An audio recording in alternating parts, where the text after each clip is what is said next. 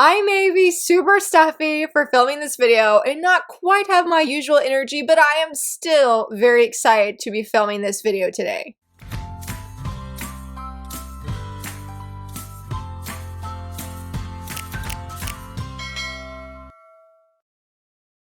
Hello friends, happy Friday. So very excited to be here. I have been recovering from a flu-like virus for the past week. It was super intense. As you can tell, I'm still really stuffy. Even though I took medicine, I sound a lot better than how I sounded just yesterday alone. So hopefully I don't sound too nasally when filming this video, but I miss filming. I miss chatting with you guys and talking about manga because I haven't read manga as of filming this video for like 4 to 5 days. I'm going through withdrawal, so I'm excited to talk about the manga I read last month in the month of October. I actually read more than I anticipated, which was 28 volumes, well, probably closer to 27 because some of that did include catching up on a manhwa on webtoons, as well as catching up on and finishing all of the free chapters for a manga I have been reading on K-Manga the past 2 months or so. But it was a great month of reading. I was really happy with everything, and I don't know if I ultimately decided what my favorite thing was. I don't know if I wrote it down. Did I write it down? Okay, I did. I did write down. I finally made the choice because I feel like when I'm thinking about what was my favorite book of the month, I try and think about what created the strongest emotional reactions of what I read. A lot of manga that I read last month surprised me in how much I enjoyed it. And so I felt like it was really hard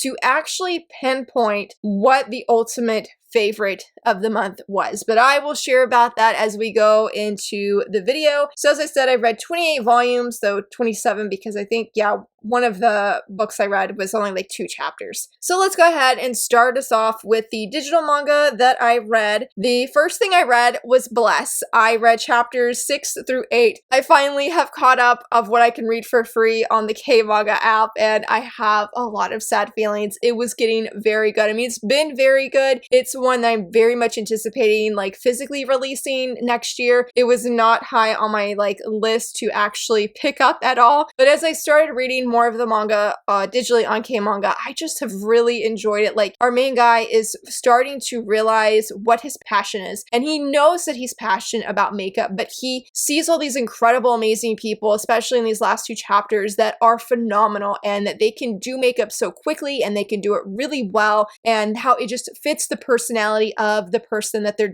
putting makeup on. And he finally has like this moment where he is like, I can really do this, and he's at a point where he is humbling himself before people who are really good because he wants tips, he wants advice, because he wants to grow as an individual and as a makeup artist. I super enjoy it. Highly recommend checking it out on the K-Manga app if you're unsure about it. I forget when it comes out physically. I think it's like in April, but it's one I highly recommend. Very, very good. One of the stories that I started reading again was the Remarried Empress. I started reading season 3, so I've read chapters 126 to 146. So good. Oh my gosh. I'm not going to go into spoilers about it, but it is everything. It is everything. I really love the direction of the story, but Trashita, oh my gosh. Like, if you have thought that she is bad and what we've read physically of the manhwa or up to this point, girl has hit another level. And there was a scene that I have never in my entire reading life have I ever gotten so angry to avoid throwing my iPod because of how angry I was, that I got up out of my bed, I took my pillow literally, and I just whacked it across my bed numerous times. I wanted to scream. I could not believe the decision that was made by this character, and it wasn't even the worst characters in the manhwa. I was like, oh my gosh, like, I was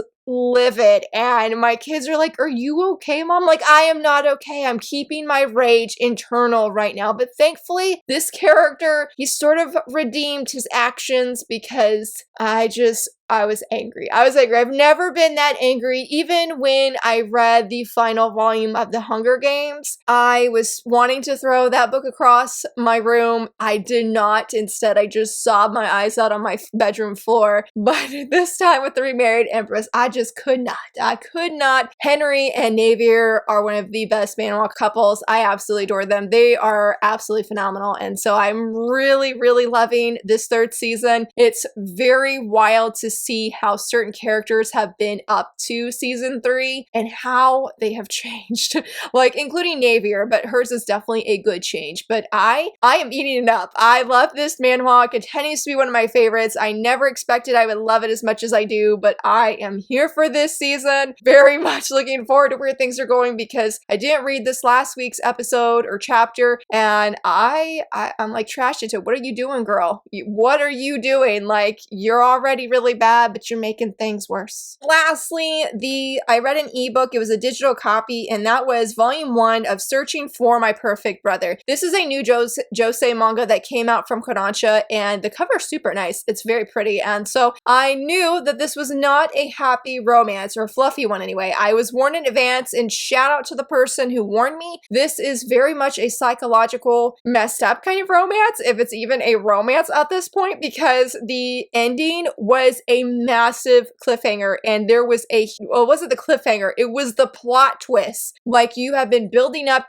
to this point, you've met these characters, and the premise is that our main girl, I can't remember her name, she loves her brother who's younger, and their parents split up when she was really young, and they split them up, so like her brother like went with her dad, and the main girl went with her mom. They had a very deep, close connection. And so all this time, all these years, because fast forward, I think she's like a freshman in college, she dwells on and thinks about how if she can keep working hard, if she can graduate, she can find her brother and be reunited with him. Well, something happens and she meets this guy at her job who reminds her so much of her younger brother. And so she sort of starts having feelings for this man because I guess he creates a lot of the familiar and safe feelings that she had growing up. But she finds out something about him and, you know, it changes things as it should. But then she finds out other things and it super changes things. And so this is the first time in a while where I have wanted to pay full price for a second digital volume just to see where the story goes. Is this a happy story? No. I think somebody said it's like watching a train wreck and you know it's going to be bad. It's not like I wouldn't say it's like a trashy train wreck, like No Longer Heroine.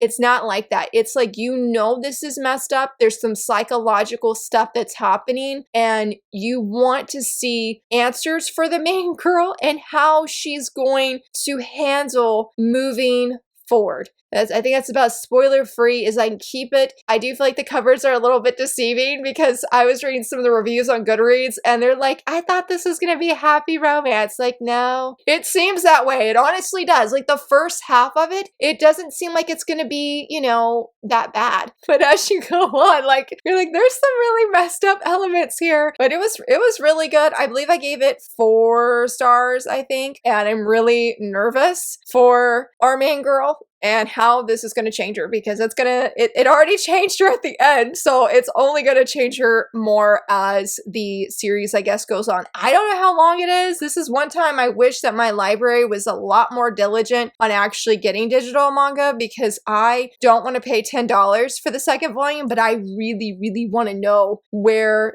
it's going to go and how is she going to react now that she knows some stuff that she did not know before. So I don't know if I can recommend it per se, but it is really good. And if you need a psychological, not a healthy romance, then this is one that I would check out. Going on to the physical manga, the first manga I read this month was Volume 4 of Yusatoki Rhetoric. I absolutely loved this manga. Volume 3 had a little bit of creepy, not a little bit, had quite a few creepy elements, and I was really nervous that I would not be able to handle the creep factor as it continued, but this opening chapter started off so funny and just made me fall head over heels. I mean, I would have kept going, I think, as long as it wasn't too creepy, because that was like the only thing. Like last volume, the creepy level was up there, but it was really good. But this one was even better. It had a lot of the humor that I loved, and the characters are great, and our main girl, she's always learning new things, like lessons, so to speak, when it comes to lying and her gift and how she views other people people. I wish I could remember the quote that I shared in my Goodreads about how she was saying people are so amazing because they can't hear lies and they purposely trust other people despite knowing that they could lie about it. And she's like, that's so much more incredible than my own gift that I have of being able to detect lies and still willingly trust others. It was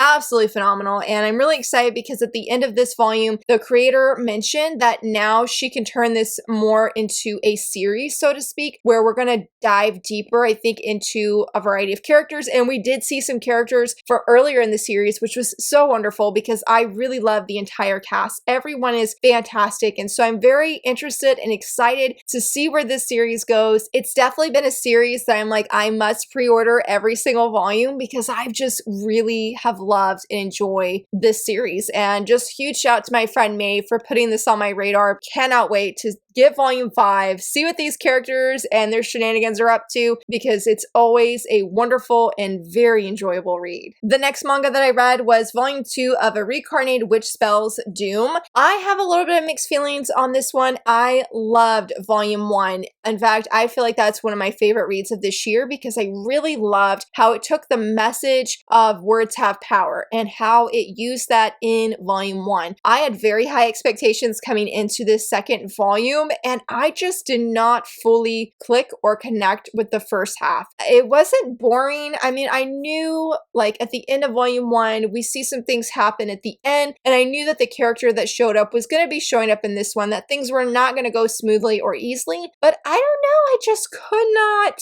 connect, and I don't know if it's because our main male lead was not with her. They have a really fun dynamic, and I think they're slowly starting to realize that they do have feelings for the other person. And so once I realized he was on page, the story picked right back up. I felt like the last quarter of this was very action-packed and intense, which is very similar to the first volume. And I hope that that's not an ongoing trend with this series because I don't want to drop this, but I feel like I did not love it enough where I must pre-order this to see what happens next. I want to pre-order this though. I feel like there was a really good scene that does talk about words still that I still really loved, and that is the ultimate thing with this series. I don't want to drop this because I really love the messages. I think they're very powerful and very strong, and it's such an amazing way to deliver those messages that I talked about through the power of fiction, through these characters, through their struggles. And there's definitely a new development that happens at the end that has me excited for volume 3. So I'm hoping that my budget opens up where I can still pick it up. I definitely feel like this at this point it's a try 3 kind of series to see how volume 3 is going to unfold. If I want to keep continuing, if not, I'm just going to deeply love volume 1 and definitely keep it on my shelf just so I can go back and I don't know, I feel like it's just really encouraging and it's one I would highly recommend. Volume 2, a little bit on the fence because I feel like it doesn't quite meet the same expectations as volume 1, but ultimately it was a good volume. It still had the message and themes that I love, but I'm hoping that it picks up more and hooks me and engages me just as volume 1 did. This was definitely a contender for my favorite read this month, and that is volume 1 and volume 2 of Tear Moon Empire. I did review this earlier in the month, I believe. I had read volume 1 last year when it first came out digitally. I liked it, but I wasn't super hooked, but I enjoyed it more this second time, and I loved volume 2. Volume 2 sold me on the series. I'm like, this has become one of those series that I must pre-order. In fact, my husband has been watching the anime without me, unfortunately, and he was like, man, this is really good. I'm glad you have the manga, so I'm definitely making sure I am continuing to pick up more series. I did even, in fact, like break my rule, and I looked up spoilers to see about certain characters because I fell hard over heels for characters in this volume specifically, and I'm like, I need more of them. I need to know that good things are coming. It is a very funny isekai that with Mia being Sorry about my phone ringing. My tire went flat this morning, and yeah, I'm waiting for the car dealership to call me back, or the car shop, to let me know when I can come get my tire so I can put it on my van and, drive it again. So sorry about that, but I sort of forgot what I was saying there, but I really love our main girl, Mia. It's not an isekai, it's more of a time travel kind of story, and I think if you're looking for something that has more snark, more misunderstandings that are not romantic, and a slow burn development element of romance, this is one I would highly recommend, especially too if you like a great cast of characters who are all very different. You can tell like this is a separate individual from everybody else and each have very strong, unique personalities with some interesting world building because it does have a map. This is one I would check out. Definitely check out the review that I did if you want a more in-depth, non-spoiler review of these first 2 volumes. Very excited for volume 3 to come out in January. I need more. I need more of Mia's shenanigans and seeing what is going to unfold in this series. This one I decided to make my favorite read of this month. I'm pretty sure I'm sticking with it, and that is volume 2 of Like a Butterfly. Oh my goodness, nothing happens in this series. And hold on, I did read volume 3 as well. Yes, here we go, and volume 3. So I read volumes 2 and 3, but I am saying volume 2 specifically was my favorite read of October. I was kicking and squealing my feet when reading this.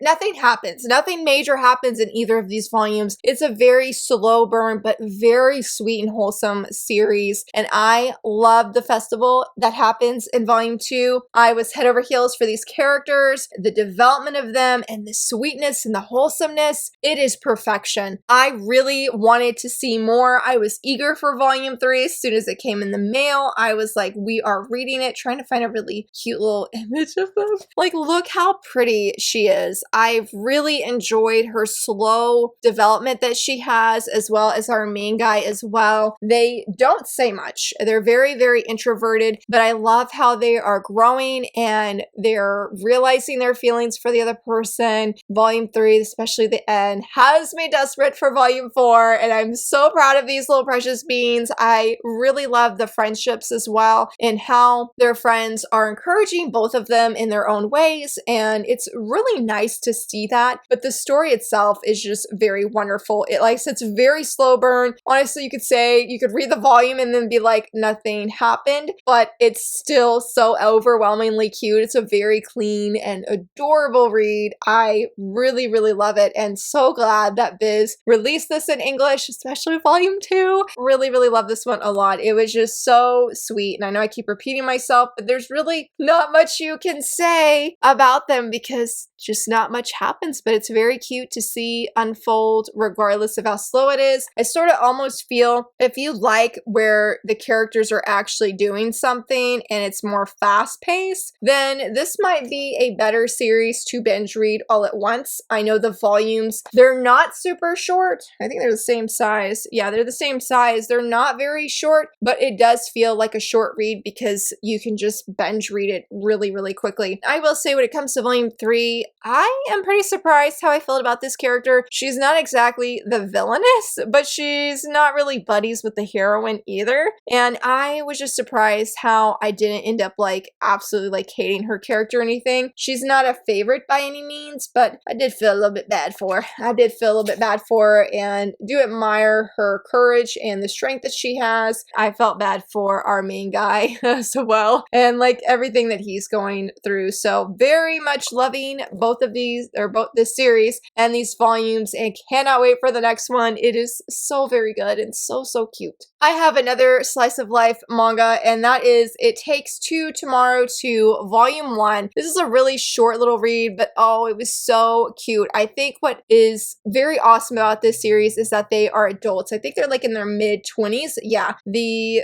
girl is 25 and the guy is 28, and they have been living together for 2 months now. I just really love seeing an adult couple that has a healthy relationship and them living together. The opening chapter was a complete mood because they talk about, it was something where the guy steals her pudding, her milk pudding, and she has more or less a food grudge towards him, and she's trying to do what she can to force him to admit it, but he feels bad and he actually ends up buying her more milk pudding and gives her a kiss when he thought she was sleeping, but she wasn't. She was just pretending. And I was like, that is such a mood right there. She's like, okay, I guess I ultimately forgive him. And so I really enjoyed it. It was very short, very quick, and just a very nice, relaxing, heartwarming story. It made me realize how much I miss reading manga that has adults in the story, especially when it comes to romance, because I read a lot of high school romance. So it's always nice to have that change of pace, and that's exactly what it felt. Very much looking forward to volume 2. This is only a 4-volume series from,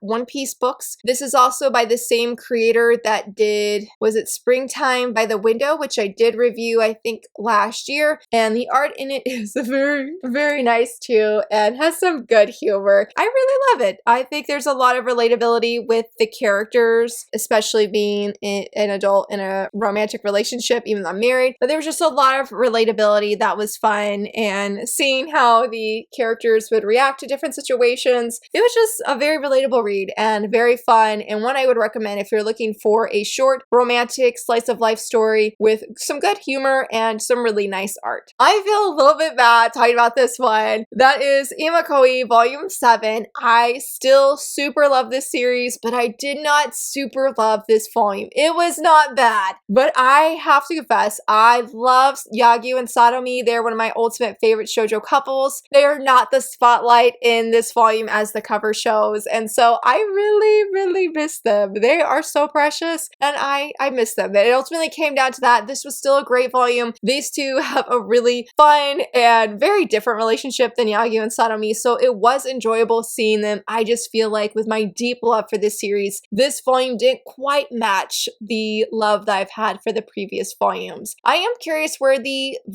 series is going to go. I did not love the end of this volume because I feel like our main girl is putting pressure on herself to do something that I feel like she just doesn't have to do to define their relationship or be like a good girlfriend. I do feel like it's an accurate representation or struggle of a high school female, but I wasn't super excited about it. But I am actually very curious to see how that's going to unfold in the opening volume of Volume 8. Still very excited for this series and did have fun with this one in reading because there's a lot of shenanigans. I am curious of, will Volume 8 center around this couple, or is it going to go back to centering around Yagyu and Satomi, which I super hope a lot deep down inside, but still good series, good volume, and did enjoy it. Now, I know I already mentioned this when it came to the digital, but I did physically read Volume 4 of the Remarried Empress, and I struggled picking this up originally because, sorry, Navier, not you, Trashita is on the cover, and she has a very large amount of page time, and I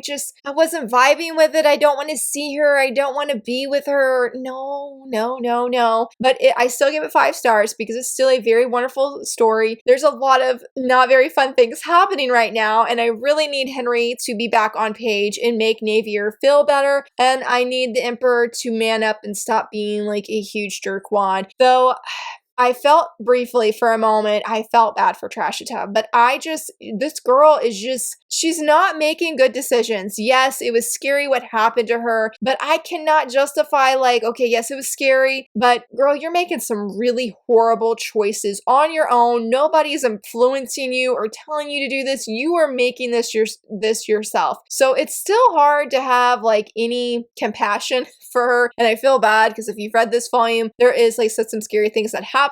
But it's just like, if she was just, I feel bad, if she was just a better person and made better decisions and didn't think things and do things, like how can her and the Emperor really think it's okay? You know, she's pregnant and like, you know, Navier, you're gonna be our child's mom because you're the Empress and we want our child to, you know, have his best life and royalty. Like, bro, you thought she was gonna be okay with this? You didn't think like I should go talk to Navier? You're just gonna flat tell her like, thanks for being a fill-in mom basically who has, you know, is the Empress. Like, no.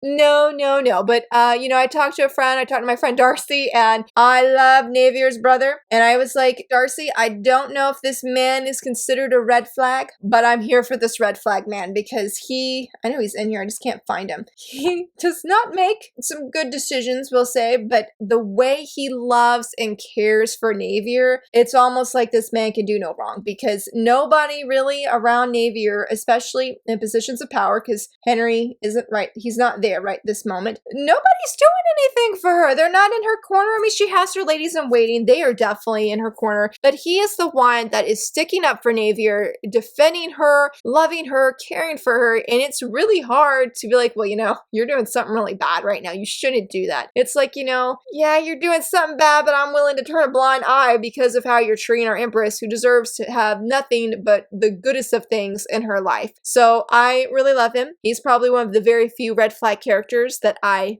deeply love. And I'm like, you're amazing. I really like you. And so it was a great volume. Wish we had less trash it up. It's still very amazing. And it's really exciting to be reading the beginning of this story while reading the ongoing chapters. It's been amazing. It's so good. Continue to deeply love it. This was another contender for my favorite read of this month. I know that I gushed about this in a top 5 Wednesday. I don't remember which one it is, but that is Maiden of the Needle Volume 1. This was fantastic. This is not your typical wish fulfillment kind of isekai. I mean, me and a friend talked, and it does have a little bit of those vibes near the end, but she's still working hard, and it's not like everything is given to her. It's very hard to see the abuse that she has received by those who are supposed to be her family. It is a very interesting and engaging volume. I deeply loved it. I would definitely check out that top 5 Wednesday video because I did sort of like a mini review, and I feel like I did it more justice in that video rather than me having the post-sick brain here and not able to accurately explain how beautiful and amazing this volume is. I'm very much anticipating more volumes. Definitely getting volume 2. There was quite the twist at the end that I didn't see coming. I'm very curious about this character,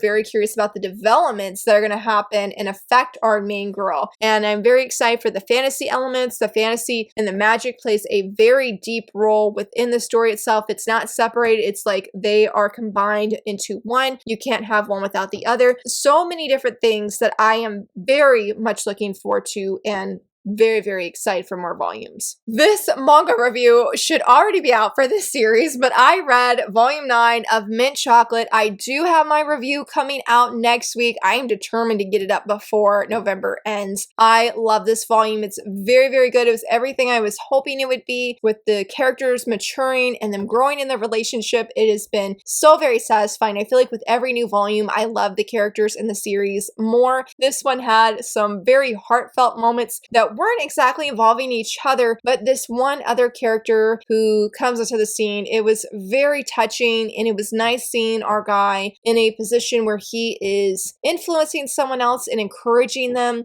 to not lose hope and to have a hopeful outlook, and I'd say not in life, but on this certain situation, and to not give up. It was very, very good and very heartwarming. I'm very eager for that review that I did to go up next week because I'm like, I really love this series. I don't know if it's my favorite series of this year, but I love the characters and I love the direction of the series and just how it has grown and changed. So please keep an eye out next week for my review of volumes 1 through 9. It is coming. Hopefully I will stay well and it will come out next week. I am so excited about this. This is I guess a graphic novel, and it's called Faded Away. This was amazing. My friend Kerry at Nerdy Girl Creates, she had backed the Kickstarter, and I had saw her share it in her stories, and I was like, I want it, especially when she was like, it's a delinquent kind of romance. I said, I'm in, and it was very, very good. I love the characters a lot. I was surprised how there's like a paranormal Japanese folklore kind of vibe. I mean, I knew that going in because I believe the blurb says that, but I was unprepared for like how it ended. Like if there was any complaint, it's just that the story just ended. Like you can tell that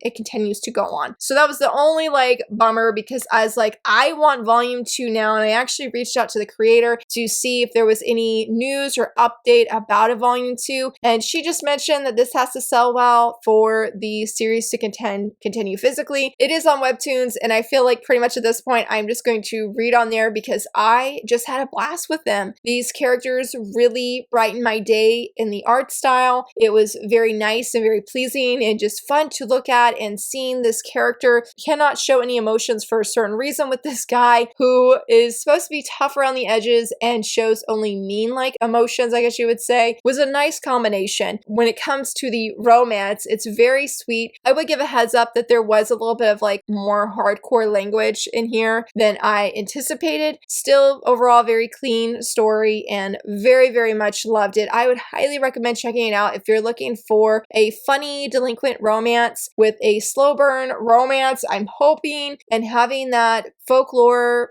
paranormal twist as the story goes on. I'm like, things better be good that unfold for these characters. I really, really love them, and desperately hoping that we will get a volume 2 physically at some point. This is a series I continue to deeply love, and that is the Villainous Stance, the heroes. Oh my goodness, this this series is amazing. This is such an underrated gem. Our main girl is so relatable because she is chatting with her faves, or well, Albert is her faves because she's been reincarnated as the Villainous in this otome. I think it's just like a fantasy game. It's not necessarily an otome game, but she has been reincarnated to this game as the Villainous. And she, at the end of volume 1, she realizes that she could go save one of her other favorite characters. And this favorite character does not know the ways of our Villainous. And as her fave is talking, she's like, she's just so precious. And Albert's like, this is not the right time to be saying she's so precious. And she does that at numerous points, like not in a repetitive way, but she has such a deep love and fondness for her faves. And I just find a deep relatability. It's a very funny story, very enjoyable, very much looking forward to volume 3. It continues to be a favorite and I can't get enough of it. Another favorite was volume 3 of Hi, I'm a Witch and My Crush Wants Me to Make a Love Potion. I also deeply enjoyed this one as well. There is more romantic development that it's happening that I'm very much here for, though there was some unexpected developments. Like we meet a character that I thought was going to be really rude and mean to our main girl, but that was not the case whatsoever. Also, there was just some intensity that was happening with some danger for our main girl, and I was like, oh my goodness. So I felt a wide range of emotions, I feel like, this volume, and very much shipping these two, and I'm just like, please see that the other person genuinely has feelings for you. Like, it's so obvious. Let it be obvious to you. I need them to see it, and cannot wait for volume 4 as well. It continues to get better and better, and really love how people are seeing our witch in a different light because of our knight here. Like, they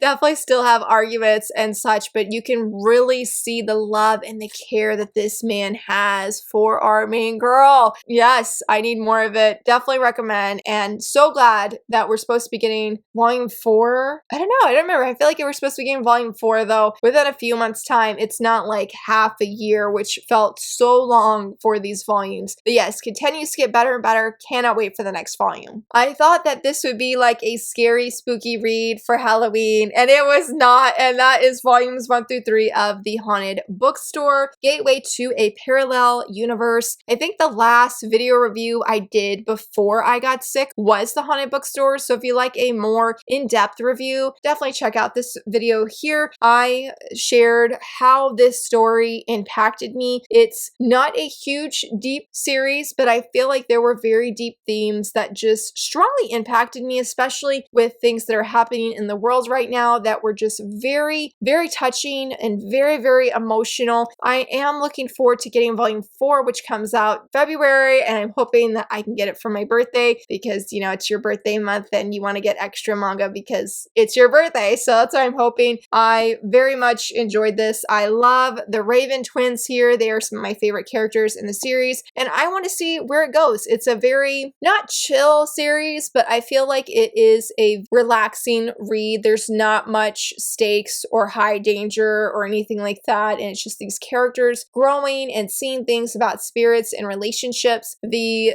relationship that our main girl has with her father is amazing. It's one of the best I've seen in fiction. I want to see more of it. I even mentioned like that is one reason I would want to continue this series alone, because I loved the relationship so very much. Loved the reconciliation that happened in this volume and things that are told. It's one I would just definitely recommend checking out. I have even considered checking out the light novels from my library just because I enjoyed it that much. Again, I have a much more in-depth, non-spoiler review sharing more in-depth thoughts of why I really enjoyed this. Now, I was already hoping to have this review out, and I'm disappointed that I don't, but I'm like, gotta give myself grace. Can't do nothing about me being as sick as I was. But I finally read it. I finally read volumes 1 through 5, the whole series of The Savior's Book Cafe Story in Another World. I read it. I'm gonna have my review come out during the 25 days of shoujo next month because I was like, I want to get it out before the year ends, and that was the only time frame that I had that I could do it because I don't plan